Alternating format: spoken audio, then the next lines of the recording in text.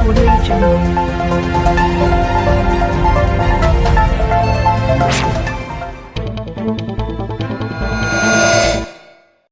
जदि आम चैनल रे आपण माने नुआ देखुचंती आम चैनल टी को सब्सक्राइब करंतु एवं साइड थिबा बेल आइकन को ऑल ऑप्शन रे दबाई दियंतु एमिति नुआ नुआ खबर पाइबा पाई। कोरोना पाई बड़ कसरत मुकाबिला पाई केंद्र सह राज्य स्वास्थ्य विभागर आलोचना। स्कूल पिलांकु ज्वर काश हेले तुरंत चिकित्सा व्यवस्था करने परामर्श। चीन रु फेरी फुलबाणी छात्रों को आश्वस्ति कोरोना भाइरस संक्रमित होई नाहांती।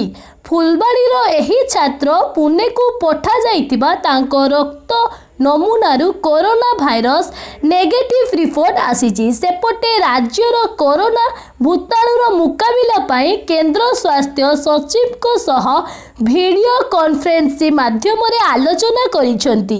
राज्य स्वास्थ्य विभाग अधिकारी सबु जिला मुख्य चिकित्सालय रे 5 शଯ୍ୟା और राज्यर गोटे मुख्य डाक्तरखाना रे 30 शଯ୍ୟା विशिष्ट आइसोलेशन वार्ड करने को परामर्श देइछंती केंद्र सरकार। एहारी भितरे कोरोना को नहीं राज्य स्वास्थ्य विभाग पक्षरु एडवाइजरी जारी करा जाइछि। तेही परी विमान बंदर उपरे रहिछि कोड़ा नजर। 41टी विमान बंदर को केंद्र सरकार स्कानिंग करुछंती। एथिपाई थर्मल कैमेरा मध्य लगा जाइछि।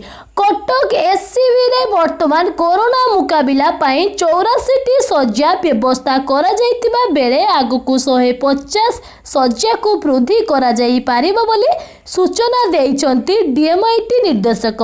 ओडिसा रे वर्तमान सुधा 13 जण चाइना और जणे थाईलैंड लोकंको सह संपर्क रे थिबा व्यक्ति को चिन्हट करा जाइछि।